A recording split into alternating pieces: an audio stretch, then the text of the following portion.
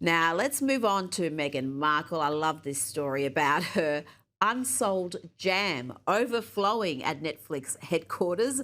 The New York Post reports Netflix staff are helping themselves to free Meghan Markle products from her As Ever range. Apparently, there are two storage rooms packed with As Ever products, said a source. They're literally just giving it away to employees. One staffer walked out with 10 products for free.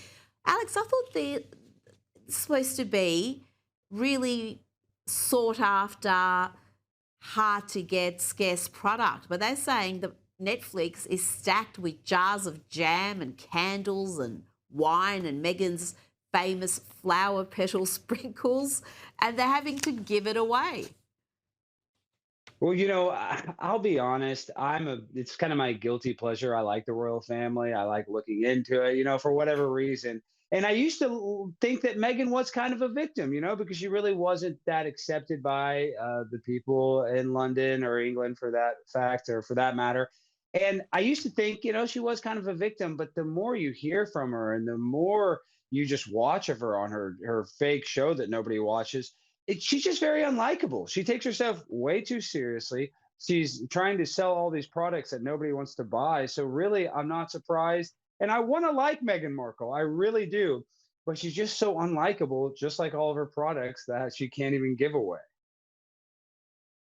You fell for some of that early fake news, Alex, because I can Mhm. tell you when she first came on the scene as Harry's girlfriend and fiance, she was adored. There was nothing but Yeah. adulation except from me, who could tell from the start there was something not quite right with this girl.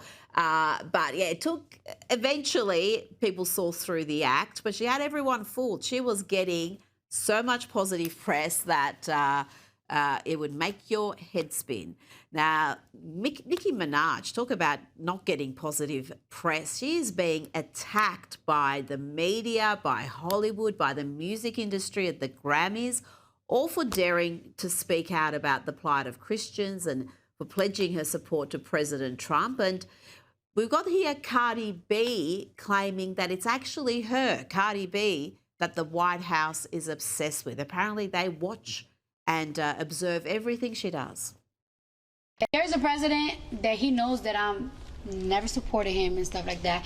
And it's like I be feeling like I know the White House watches my You show. have a platform. Yes, I have a big platform, so it's like I know they watch it. They listen to what I say. I might not say it the prettiest way, you know what I'm saying? But I know they listen to what I say. I speak the lesser evil. I can't.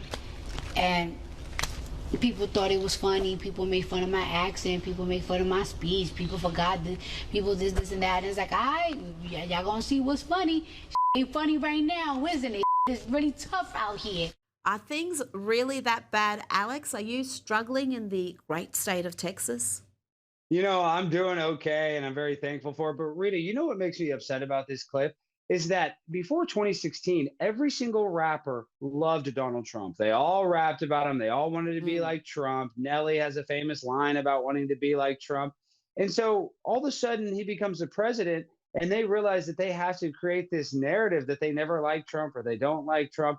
So she's just being very disingenuous. And I respect Nicki Minaj for actually calling it like she sees it and just being honest. And she knows that she's going to get attacked for having that opinion.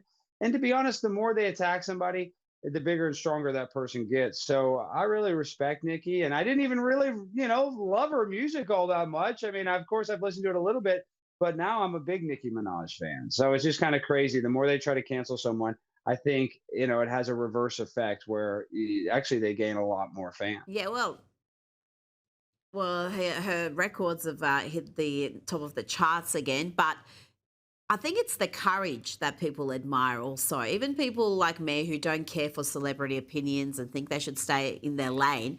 When someone like Nicki Minaj comes forward, you know she's going to be living skin in the game. She's going to pay a price for anything she says politically. It's not like the left where all you're going to get is adulation and more applause from your colleagues and get more roles. For someone like Nicki Minaj to speak out. We saw at the Grammys, they did everything to try to embarrass her and mock her in her absence.